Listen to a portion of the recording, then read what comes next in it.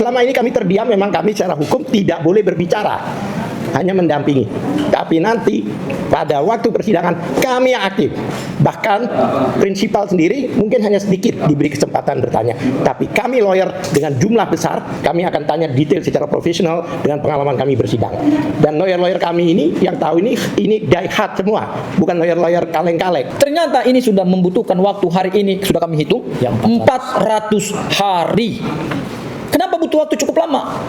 Kami mencurigai memang karena bukti-bukti yang dimiliki oleh penyidik Polda Metro Jaya itu bukti-bukti yang prematur. Bukti-bukti yang belum bisa memberikan gambaran secara detail dan komprehensif terkait dengan perkara pidana ini. Assalamualaikum warahmatullahi wabarakatuh. Waalaikumsalam. Selamat malam rekan-rekan media dan juga para YouTuber. Alhamdulillah ya malam hari ini bertempat di tempat biasa.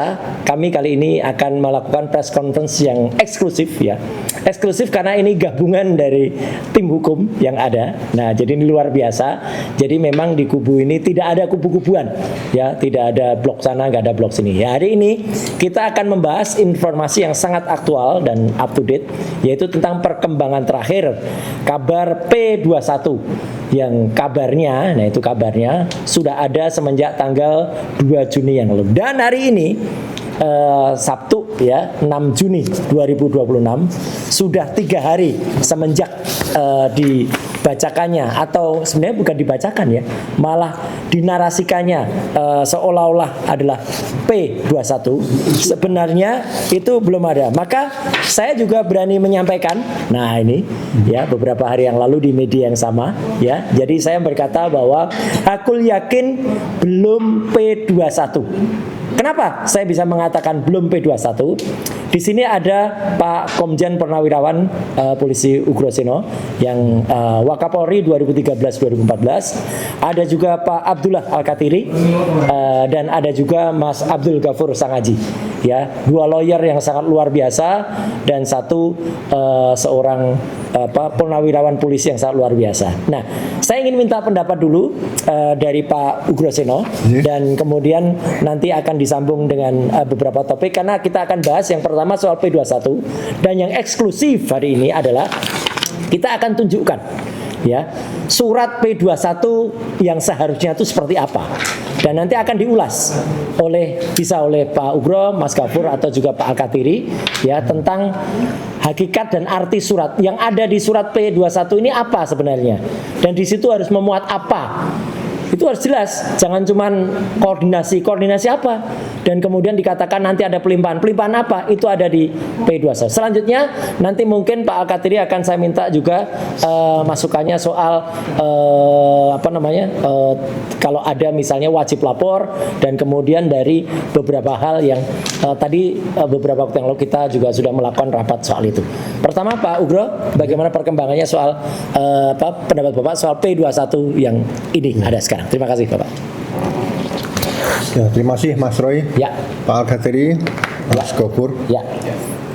Jadi saya melihat di sini tidak bisa memastikan apakah P21 sudah diberikan oleh jaksa penuntut umum atau jaksa peneliti kepada penyidik Polda Metro Jaya. Kenapa? Karena seharusnya P21 menurut pedoman Jaksa Agung nomor 1 tahun 2026 itu seharusnya berbeda dengan sebelum terbitnya pedoman Jaksa Agung nomor 1 tahun 2026. Ya, jadi dalam kepastian hukum semuanya ditulis jelas di situ. Nah, saya menyoroti di sini dengan penelitian formil dan material yang dilakukan oleh jaksa peneliti terhadap berkas perkara yang dilaporkan oleh Pak Jokowi dan beberapa orang, kemudian sudah dilakukan restoratif justice dan kepada 3 orang tersangka dan juga sudah ada surat penghentian penyidikan, ya kan? Kalau berkaitan dengan hukum acara pidana yang lama dikaitkan dengan Perpol nomor 8 tahun 2021, surat perintah penghentian penyidikan itu demi hukum berarti laporan polisi tersebut sudah dihentikan penyidikannya. Nah, laporan polisi tersebut itu menyebut ada 8 tersangka. Jadi jangankan 3 tersangka, 1 tersangka saja yang SP3 karena restoratif justice, dihentikan penyidikan demi hukum, berarti laporan tersebut dinyatakan sudah tidak berlaku lagi. Nah, kalau laporan polisi dinyatakan sudah tidak berlaku lagi, ya kan, sudah dihentikan, kemudian berkas perkara masih jalan, sering saya katakan gini, itu sama dengan kendaraan berjalan di jalan raya tanpa plat nomor, tanpa STNK, ya, tanpa BPKB. Nanti Nggak ada dasar hukum. Iya, nanti di jalan yang nangkep siapa nih? Yang nangkep ya masyarakat satu, kemudian ada Kompolnas, mungkin ada komisi kejaksaan, ada komisi yudisial. Jadi sekali lagi, bagaimana penegakan hukum di Indonesia, katakanlah menjelang 2045 katanya tahun emas, kalau penegakan hukum ini masih seperti yang sebelum hukum acara pidana baru Undang-Undang 20 tahun 2025 ini lahir atau diundangkan, berarti ini masih sama dengan undang-undang sebelum tahun 8 atau 8 tahun Undang-Undang nomor 8 tahun 81. Ya. Ya. Jadi di sini masyarakat harus menyadari lah, ya. Kalau peraturan-peraturan Jaksa Agung yang lama berkas 3 kali katakan kembali lagi ke polisi, ke penyidik dan kembali ke jaksa, itu sebenarnya SPDP semua sudah dilimpahkan dan tidak mungkin lagi akan dilakukan pemberkasan baru, karena kalau SPDP sudah dikembalikan berarti muncul, kalau mau dipaksakan muncul SPDP baru. Nah, dalam pedoman Jaksa Agung nomor 1 tahun 2026 memang ini lebih fleksibel, ya. Berkas bisa kembali sampai 3 kali, kemudian SPDP dan berkas perkara dikembalikan kepada penyidik. Ya. Nah, tapi setelah itu diarahkan agar diterbitkan SPDP baru. Nah, mekanisme SPDP baru tadi bagaimana dengan administrasi penyidikan yang lain? Ya. Apakah harus diulang ataukah tetap digunakan? Bagaimana dengan berkas perkara yang pernah diajukan terakhir yang ketiga kali waktu itu? Nah, ini polanya bagaimana? Karena petunjuknya tidak bisa dilengkapi. Jadi menurut saya ini harusnya segera digelar saja, Ya. antara pihak kejaksaan dengan penyidik, dihadirkan beberapa ahli, mungkin penasihat hukum di situ juga dihadirkan kalau memang diizinkan, ya. Ya, untuk bisa menilai perkara ini, ya. Jalan. Tapi menurut saya pribadi sebagai mantan penyidik, setiap berkas perkara yang sudah dihentikan penyidikannya sesuai dengan hukum acara pidana di situ, ya kan, itu tidak bisa akan dimajukan lagi ke atau dilimpahkan ke kejaksaan, Ya. ya, karena itu menyalahi aturan yang ada.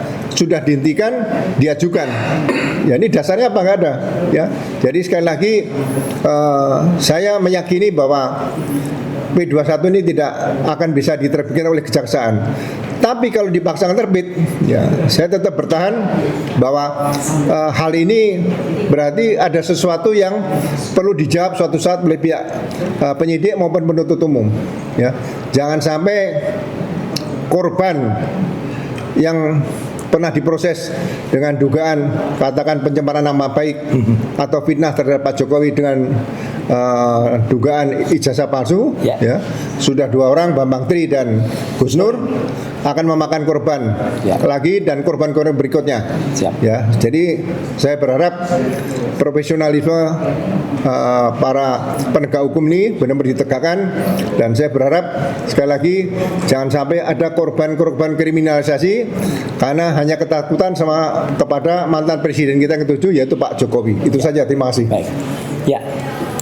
Teman-teman sekalian, termasuk media dan juga teman YouTuber, sekaligus saya jelaskan bahwa kehadiran Pak Al-Kateri di sini juga mewakili dari TPDT, tim pembela Dr. Tifa, dan kehadiran Pak Abdul Ghafur Sangaji di sini juga mewakili saya sekaligus klaster satunya, ya, artinya mewakili Bu Kurnia Triroyani, mewakili juga Mas Rustaf Effendi dan juga Pak Rizal Fadila.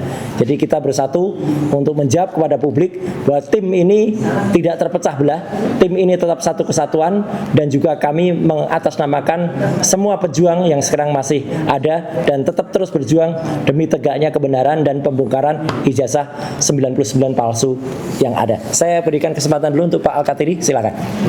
Ya. Terima kasih. Ya. Ya, perkara ini adalah perkara terbesar selama ada penegakan hukum di Indonesia. Bahkan perkara ini bukan hanya nasional tapi global. Jadi seluruh dunia, Pak, ada beberapa wartawan dari luar negeri juga mempertanyakan. Siap. Kemungkinan kalau terjadi persidangan mereka akan hadir. Ya. Jadi ini adalah satu marwah sebenarnya, ya kan? Marwah daripada Jokowi yang dipertaruhkan. Kalau memang ini dipersidangkan. Jadi bukan kami. Kalau kami nothing tulus ya, jujur. Satu hal lagi, kenapa agak heran kami sebagai lawyer yang berpengalaman, kami juga melihat due process of law yang ada selama ini itu kacau balau, saling tabrakan, saling dilanggar. Bayangkan ada sprindik sudah keluar, dikeluarin lagi. Namanya sprindik itu kan surat perintah penyidikan. Namanya perintah itu di awal, nggak ada perintah di tengah, gitu loh. Ya. Itu jelas. Nah, kenapa demikian? Biasanya kalau ada surat perintah penyidikan itu ada pasal-pasal baru yang dimunculkan. Kalau pasal baru dimunculkan, terus pasal lama kemana? Kan begitu, ya kan? Faktanya ada pasal-pasal lama yang dicabut, 27A dan sebagainya. Karena memang itu dilema. Walaupun ada 709, ya, ingat ya, bukti yang dipunyai itu 17 macam. Salah satunya bukti surat. Bukti surat itu 709. Saya katakan berkali-kali ini bukan suatu kekuatan tapi bahkan kelemahan.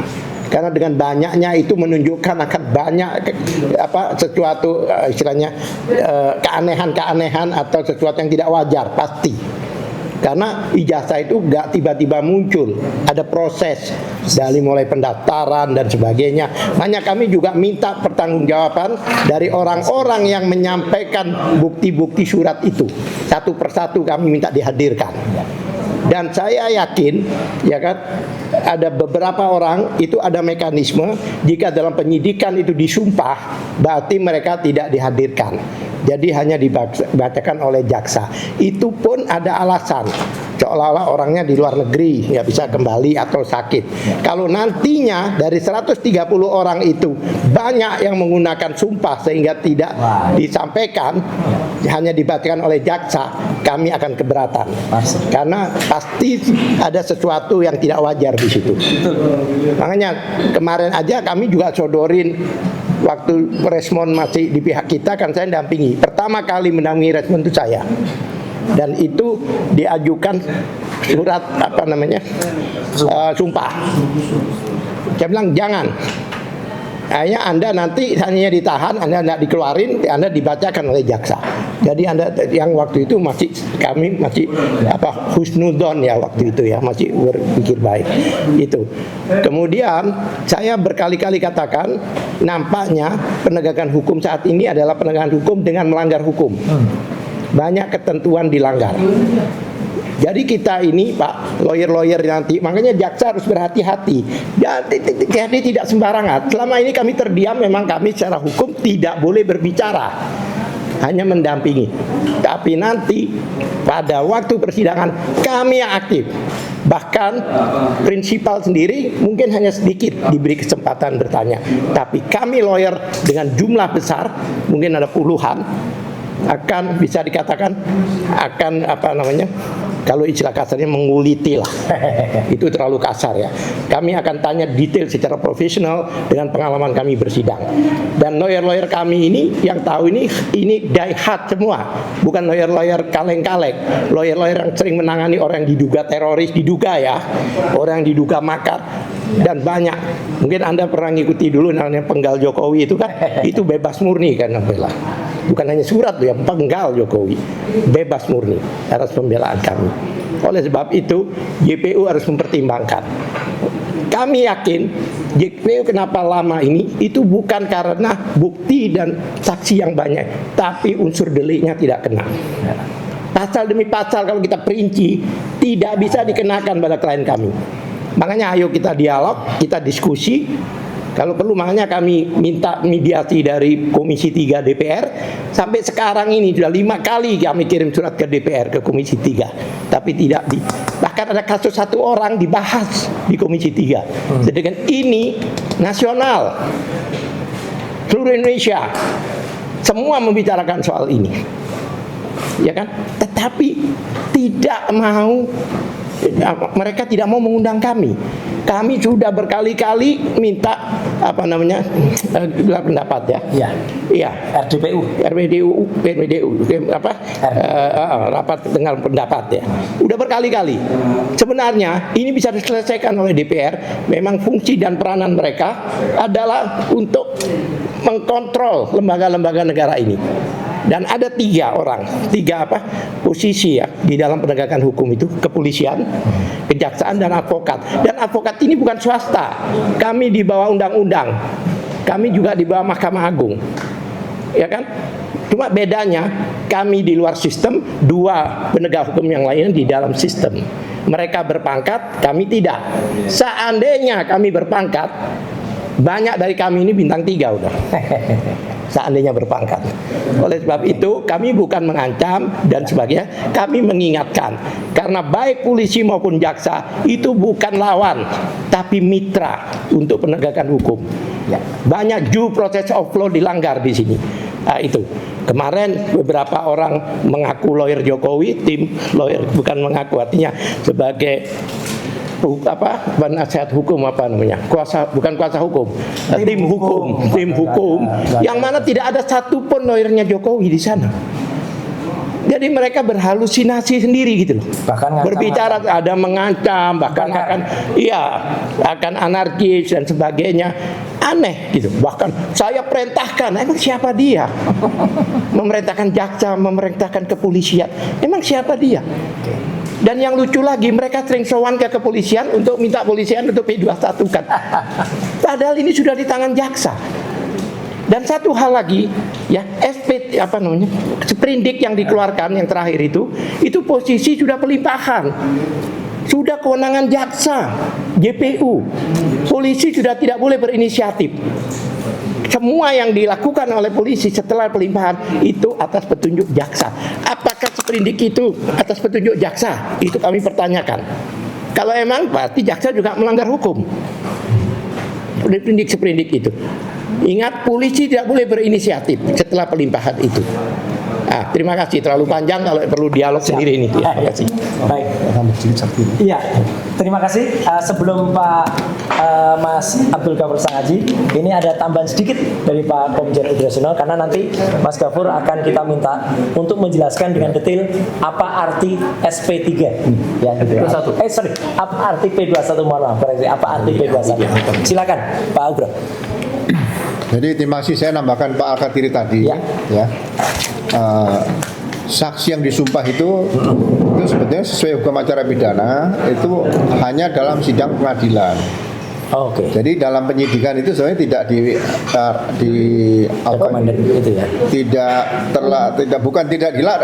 bukan dilarang ya. Tapi tidak diprioritaskan untuk saksi disumpah. Saksi bisa disumpah dalam tingkat penyidikan itu. Yang pertama diduga dia umurnya tidak panjang, mungkin akan meninggal dunia, ya kan? Itu.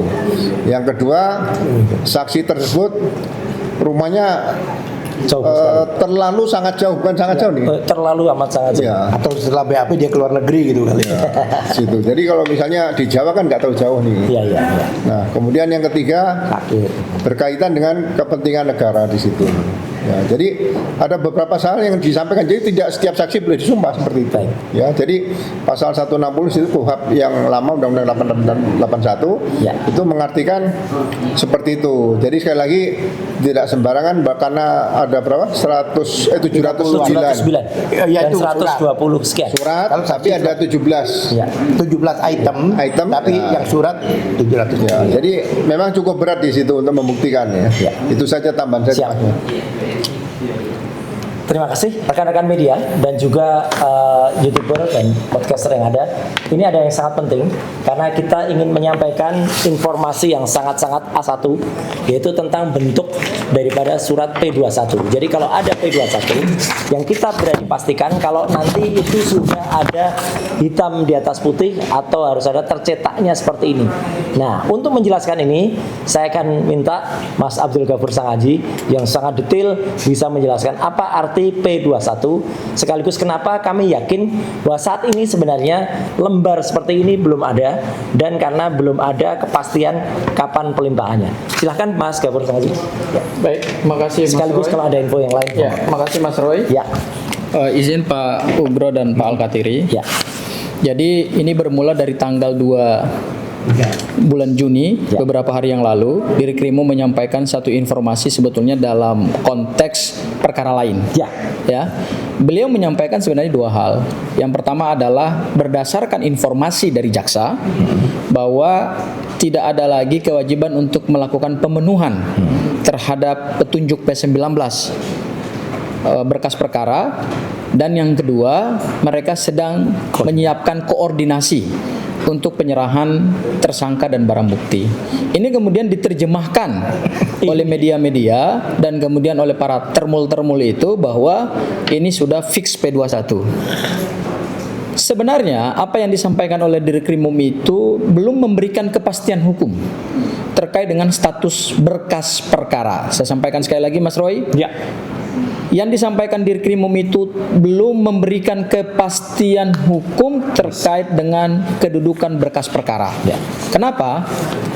Karena untuk menyatakan berkas perkara tindak pidana dinyatakan lengkap berdasarkan pasal 138, 139 dan 140 KUHP yang lama, karena itu mereka yang pakai Undang-Undang Nomor 8 tahun 1981, maka harus dikeluarkan yang namanya P21. Ya.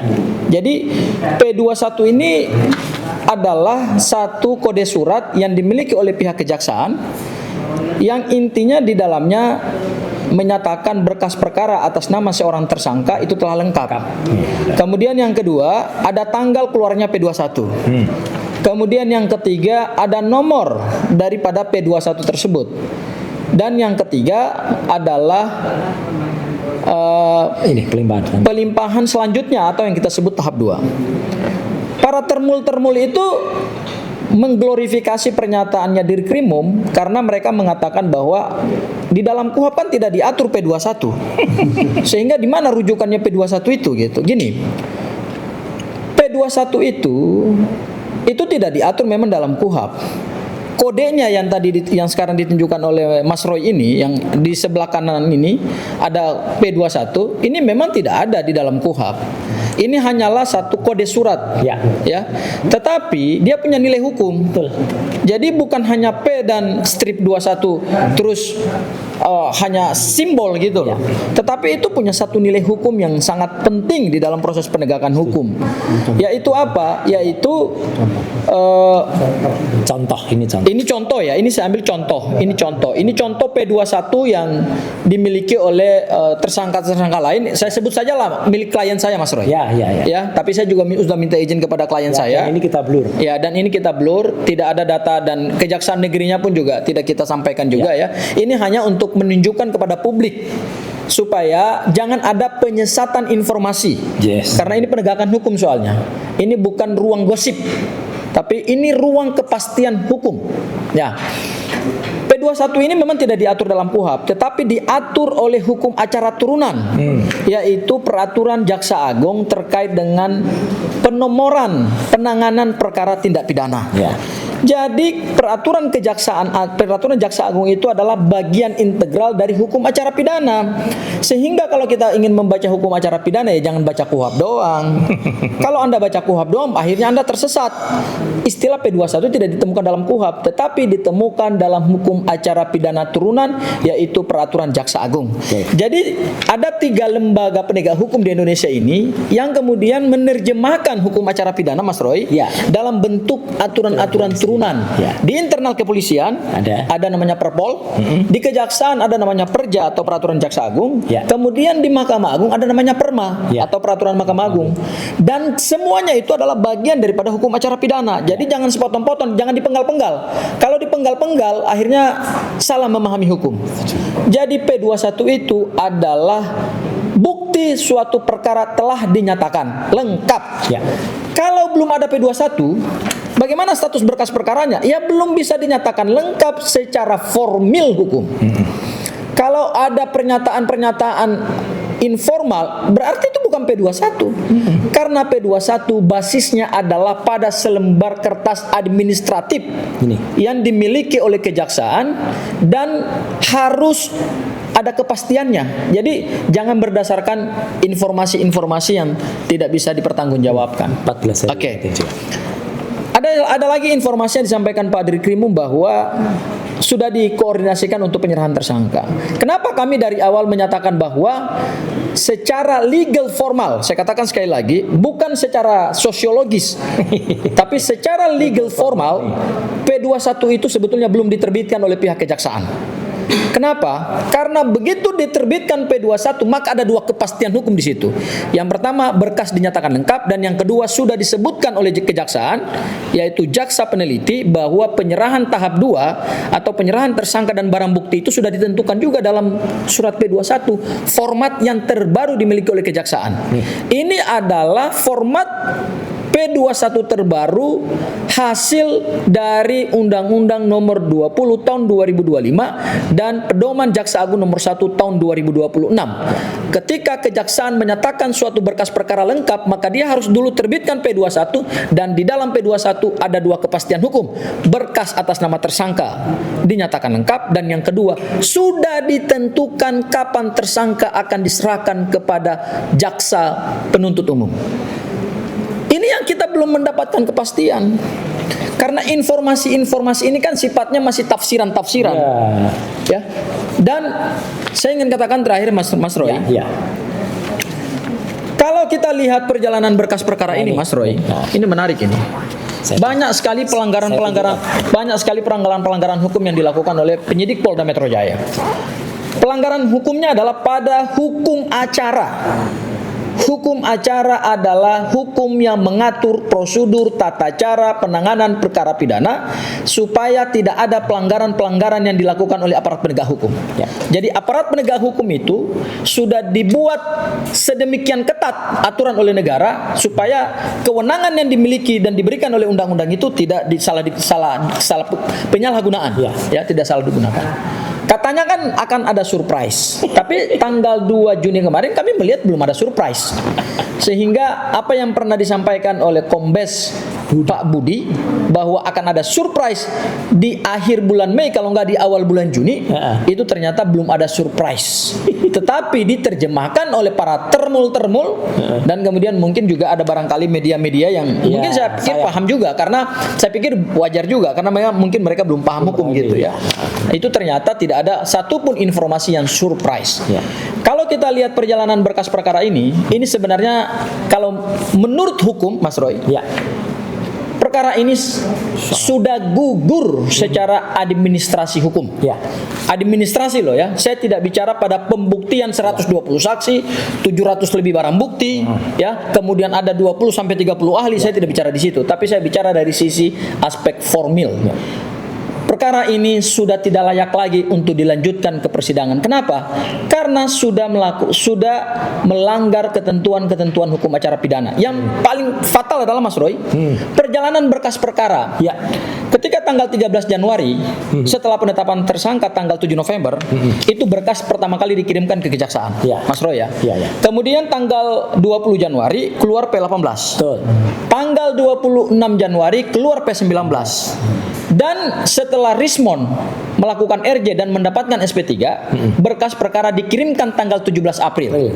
Kalau kita hitung dari tanggal 17 April sampai tanggal 2 Juni, itu berarti perjalanannya adalah sudah 46 hari. Sementara berdasarkan ketentuan undang-undang dan Pedoman Jaksa Agung Nomor 1 Tahun 2026, penyidikan tambahan berdasarkan petunjuk P19 itu hanya 14 hari. Dan ketika pelanggaran terhadap 14 hari, maka SPDP dan berkas perkaranya harus dikembalikan. Dan ketika itu dikembalikan, berarti perkara tersebut tidak bisa lagi dituntut di persidangan oleh jaksa penuntut umum. Itu artinya secara administrasi perkara ini telah gugur. Kemudian yang kedua, ini perkara memakan waktu terlalu lama. Contoh-contoh. Ya, ini perkara yang sebenarnya sederhana, hanya selembar ijazah. Ini bukan perkara pembunuhan Ya. yang pembuktiannya rumit. Mungkin di sini ada Pak Ugro ya.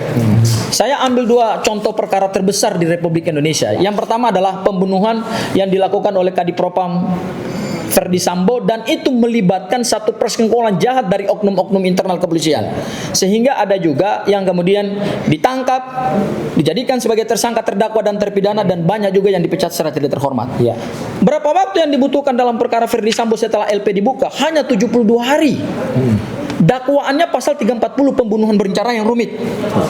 Kemudian kalau kita lihat kasusnya Jessica Kumala Wongso, ya, ini modelnya sama, pembunuhan berencana dengan menggunakan racun cyanida.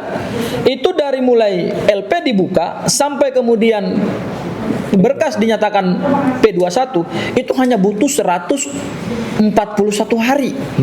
Ya, dan sampai hari ini pembuktiannya masih gelap terhadap perkara ini. Ya, meskipun sudah ada kekuatan hukum yang ingkrah, tapi bagi masyarakat sebagian kan masih tanda tanya besar juga. Coba kita bandingkan dengan perjalanan perkara Pak Joko Widodo yang pernah marah, gebrak meja karena dijanjikan oleh penyidik bahwa hanya waktu dalam 3-4 bulan selesai. Ternyata ini sudah membutuhkan waktu, hari ini sudah kami hitung, 400 hari. Kenapa butuh waktu cukup lama? Kami mencurigai memang karena bukti-bukti yang dimiliki oleh penyidik Polda Metro Jaya itu bukti-bukti yang prematur. Bukti-bukti yang belum bisa memberikan gambaran secara detail dan komprehensif terkait dengan perkara pidana ini. Sehingga coba kita lihat. Dari mulai berkas dikembalikan tanggal 26 Januari sampai kemudian tanggal 2 Juni, kami sudah menghitung kurang lebih 128 hari, Mas Roy.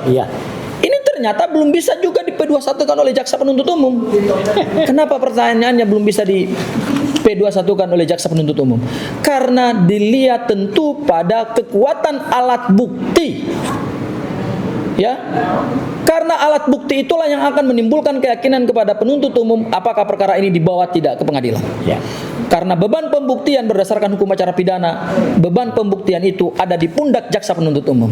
Tentu jaksa tidak akan mengambil risiko untuk menuntut suatu perkara pidana yang bukti-buktinya lemah, bukti-buktinya prematur, dan bukti-buktinya terlalu dipaksakan. Makanya kami melihat dari awal pengumuman penetapan tersangka sejak tanggal 7 November 2025 sampai hari ini itu sebetulnya penetapan tersangka yang terlalu dipaksakan.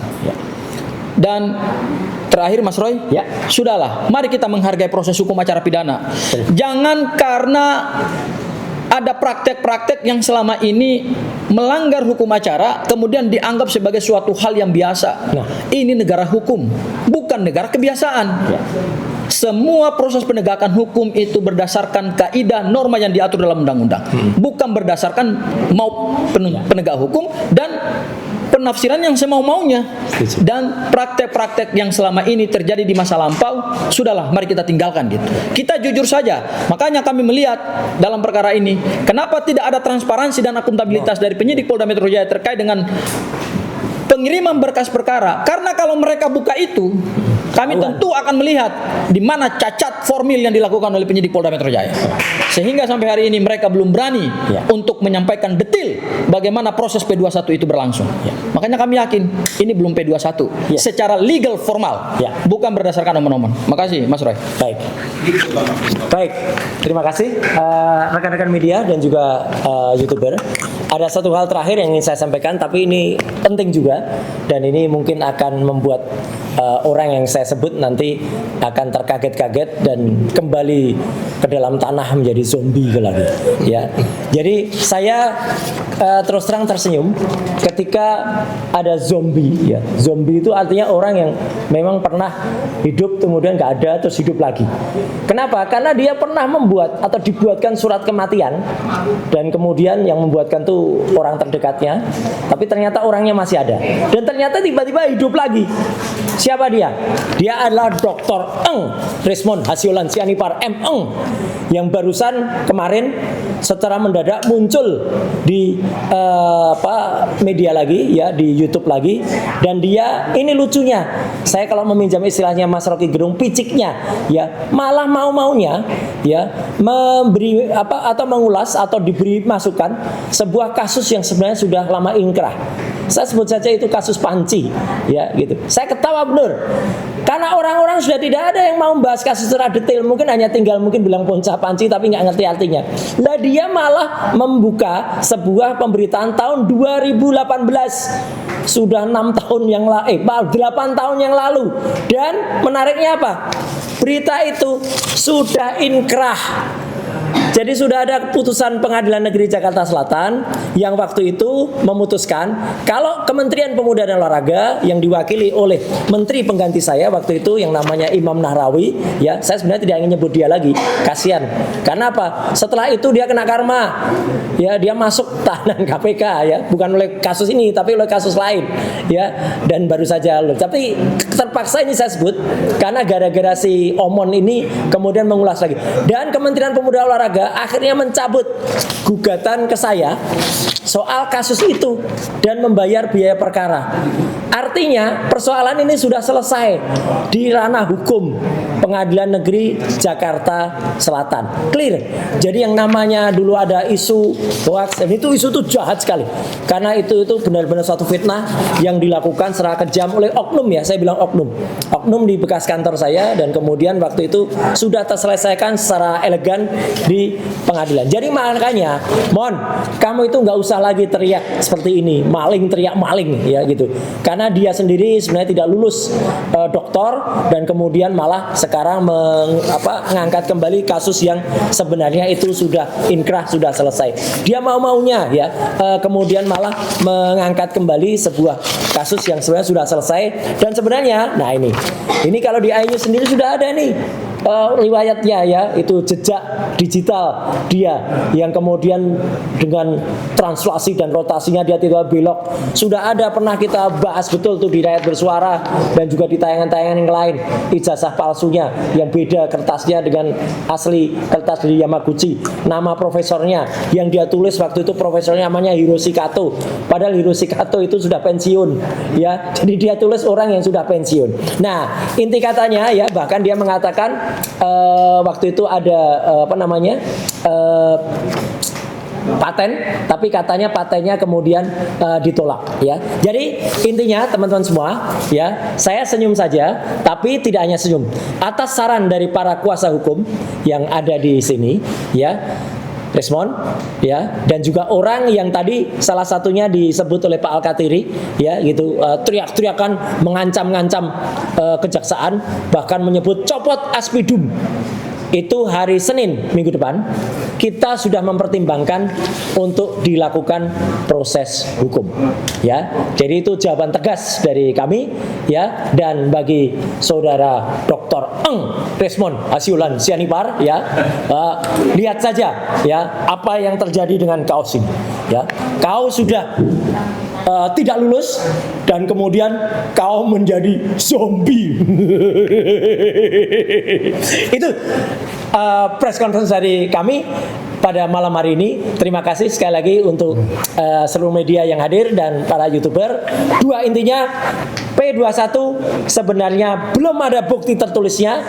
Kemudian ada beberapa langkah yang dilakukan. Tadi Pak Al-Katiri sudah menyampaikan, Pak Gubernur, dan saran yang sangat bijak tadi dari Pak Komjen Polisi Purnawan Ugrosna, sekaligus kepada dokter palsu, ya, zombie, ya itu, ya, tunggu saja, karena justru Anda malah mau-maunya, ya, bikin buku pesanan. Itu memalukan peneliti di Indonesia, ya, sama seperti peneliti kita yang dipermalukan di luar negeri karena ternyata itu adalah penelitiannya palsu.